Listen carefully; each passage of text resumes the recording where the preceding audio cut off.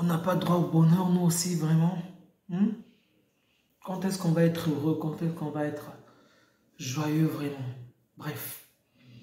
Les matchs à San Mamés ne sont jamais faciles. Donc, je m'attendais vraiment pas à ce que celui-ci puisse être facile face à l'Athletic Bilbao. Mais du plus profond de moi, j'espérais quand même une petite victoire. Vraiment, sur un petit écart. Et je vous promets que jusqu'à la fin du match, je croyais toujours, j'ai continué à croire qu'on devait marquer même un tout petit but pour gagner juste un petit à 0.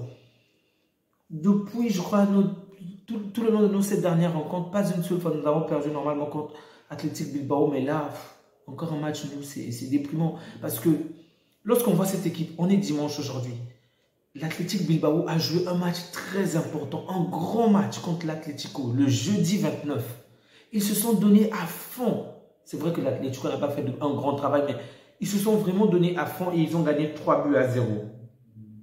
J'espérais que la fatigue de ce jour-là, donc le fait que cette équipe ait tout donné le jeudi, qu'elle puisse être fatiguée aujourd'hui, qu'on puisse ressentir une réelle fatigue aujourd'hui.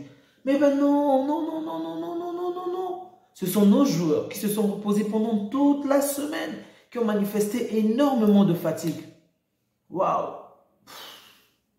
Ce Barça ne va jamais cesser de m'impressionner. Donc, salut à tous les amis, j'espère que vous allez bien. Donc, la semaine commence très mal, ou du moins, elle se termine mal avec 2 joueurs blessés. En premier lieu, c'est De Jong, ensuite Pedri. Donc, sont nos 2 meilleurs joueurs pour être pratiquement les meilleurs joueurs de cette équipe.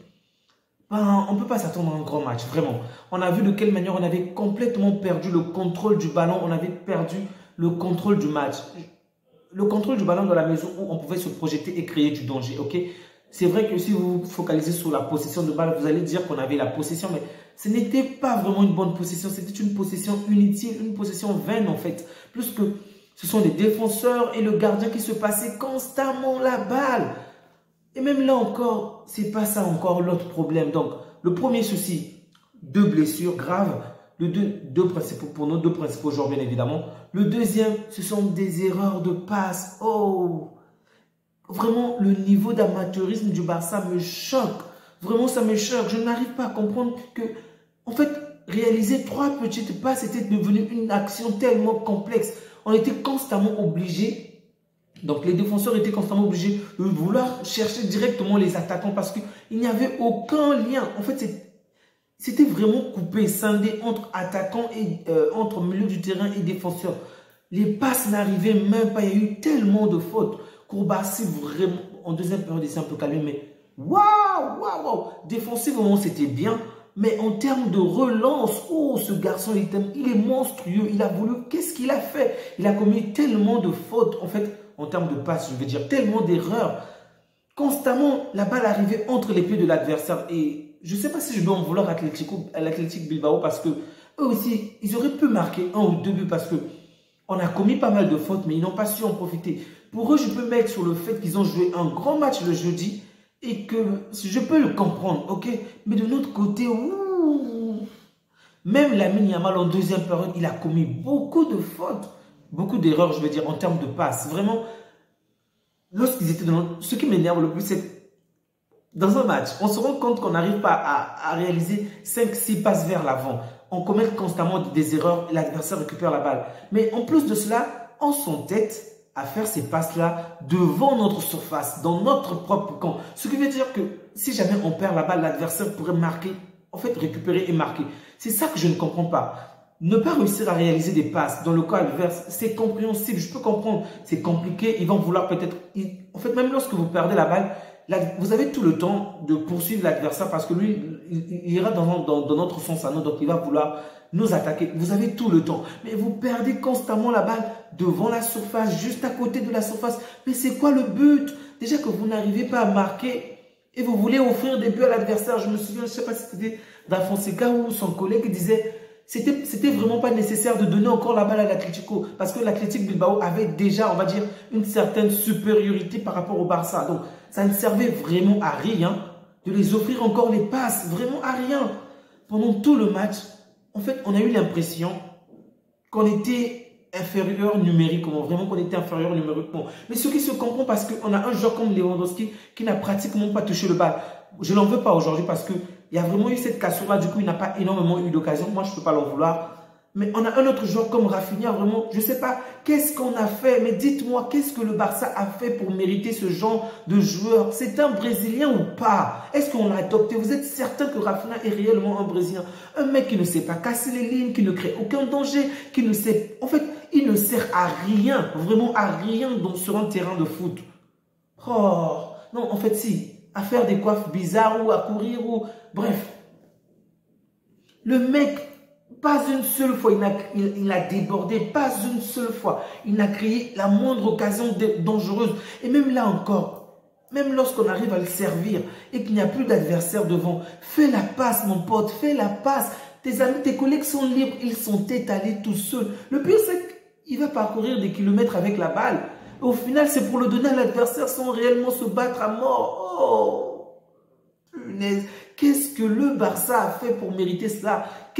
En fait, c'est un retour du karma, ça. Avoir ce genre de joueur, c'est pas croyable. Et j'ai juste hâte de voir ce qui va se passer pendant le mercato. Si on va proposer 80 millions, 40 millions pour vendre ce genre, vraiment. Même si on proposait 40 millions, s'il vous plaît, Laporta. Mais qu'il parte, qu'il parte. Comment est-ce que vous vous rendez compte dans un match? Il a fallu attendre qu'on puisse avoir un petit comme Lamine Yamal pour créer du danger du côté gauche. Donc, un vieux comment dirais-je, comme Rafinha, ok, pendant tout son côté, il était du côté droit, excusez-moi, il n'a pas apporté un seul moment le danger. Et donc, c'est le petit qui entre, le petit, en fait, le déloge de sa place. Et ça ne lui dit absolument rien, ça ne pique même pas son ego, rien du tout. Tout le match, il a été fantomatique. C'est ce qui m'énerve aussi avec Xavi. Je comprends parfois la nonchalance il s'appelle comment déjà, de Félix. Mais sincèrement, mets Félix à la place de Rafinha, mets Félix. Félix, même lorsqu'il ne marque pas, il apporte du danger, il sait dribbler au moins, il fait des passes. Félix, si c'est face à une petite équipe, je peux comprendre. Ne pas mettre Félix, c'est peut-être intelligent parce qu'il ne veut pas attaquer, il ne veut pas se donner à fond. Mais contre les grands adversaires, il donne de l'envie. Et on l'a vu lorsqu'il est rentré. Il a apporté du danger, même si nos attaquants n'ont pas réellement touché énormément d'occasions aujourd'hui. Sincèrement, j'ai l'habitude de vous recommander de revoir le match si vous l'avez manqué. Mais aujourd'hui, s'il vous plaît, ne perdez pas votre temps à aller revoir ce match. Ça ne vaut pas le coup. Ça ne vaut pas le coup. Vous allez vous endormir même devant les actions. Si vous regardez les stats, vous allez voir qu'on a tiré 8 fois, le Barça 8 fois, l'Athletic Bilbao également 8 fois, et 2 tirs cadrés de tous les deux côtés. Mais en toute sincérité, ça ne vaut pas les 8 tirs, vraiment. C'est moins que ça en fait, c'est moins que ça. Et on a nommé Cancelo meilleur joueur du match, parce que pendant tout le match, c'est lui qui a failli marquer sur une seule action. Pour vous dire de quelle manière, ce match était pauvre offensivement, vraiment c'était pauvre. On aurait dû dire, en fait, c'était peut-être un match des défenseurs, en fait. Des défenseurs qui vont se faire la passe ou encore un match de carton. Sinon, en dehors de ça, il n'y a absolument rien eu. Et il y a Xavi qui est constamment là, toujours à se plaindre, à se mettre en colère envers les arbitres. Je ne sais pas s'il veut qu'un des arbitres enfile le maillot du Barça pour aller marquer, parce que son problème à lui, c'est avant tout notre équipe. Mais rendez-vous compte, s'il vous plaît, depuis tant de matchs, on joue contre tous les adversaires, il y a plusieurs coachs. Je peux comprendre que chaque coach a son attitude, ok? Mais toutes les fois que le Barça joue, c'est toujours Xavi qui se plaint contre l'arbitrage. C'est vrai qu'il y a des choses à redire sur l'arbitrage, mais les autres coachs également ont des choses à se plaindre. Les autres coachs également ont des choses à dire, mais il n'y a que Xavi qui se lamente. Il n'y a que Xavi qui se plaint. Et il n'y a que lui qui prend constamment des cartons jaunes. Il ne comprend toujours pas. Ton équipe va mal. Parle à tes joueurs. Tais-toi et laisse les arbitres tranquilles. Parle à tes joueurs. Change des choses. Tu n'arrives pas à changer ton équipe. Tu crois que c'est les arbitres que tu vas changer. Vraiment, Xavi. Vraiment. C'est pas croyable. C'est pas croyable. Bref. J'ai quand même aimé le match de Koundé. Moi, j'ai trouvé qu'il a quand même fait un bon match. J'ai quand même aimé le match d'Araujo. J'étais vraiment pas satisfait du match de Ter Stegen. Ok, il n'a pas eu énormément de danger, mais surtout en début du match, je pense qu'il nous mettait un peu en danger bêtement. Ok, il n'a pas commis de faute, mais il nous mettait en danger en gardant longtemps la balle et en faisant des relances constamment. La balle était dirigée vers la sortie. Le match de Cancelo, s'il a été nommé homme du match, bien évidemment, c'est largement mieux que celui des autres. Gundogan, à un moment, il a essayé de faire des passes, mais je pense qu'en fait, lui aussi, il est entré dans le moule de toute l'équipe, en fait. Il essaie de se proposer, il a bien envie, mais au final, c'est un milieu du terrain, c'est pas l'attaquant, c'est pas le défenseur. Il reçoit la balle, il veut faire la passe, mais les attaquants sont hors solde, en fait. Bref, c'est pas suffisant.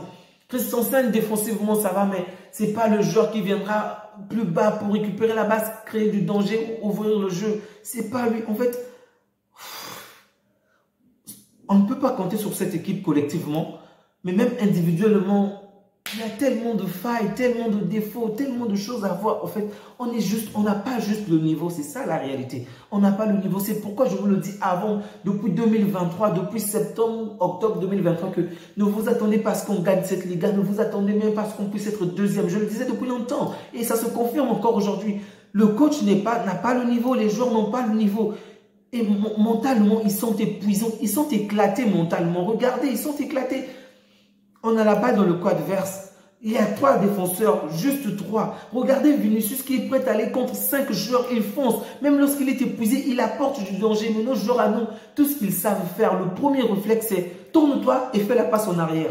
Tourne-toi et fais la passe en arrière. Ne marque pas, ne te lance pas, fais la passe en arrière. Ils attendent 2 joueurs. Soit c'est Cancelo, soit c'est Lamine Yamal. Si ces 2 joueurs ne sont pas là, ils ne vont rien faire, ils ne vont rien faire. Ils vont rechercher encore et encore. Mais à quoi vous servez, bon sang? À quoi? Oh. Ça fait mal de voir des matchs du Barça parce que tu as constamment les maux de tête, tu as constamment... C'est épuisant de voir les matchs du Barça, vraiment épuisant. Bref, je vais m'arrêter là les amis pour la soirée parce que je vais bientôt déprimer. Prenez bien soin de vous ainsi que des vôtres et que Dieu vous garde. Vraiment, prenez soin de vous. Ciao.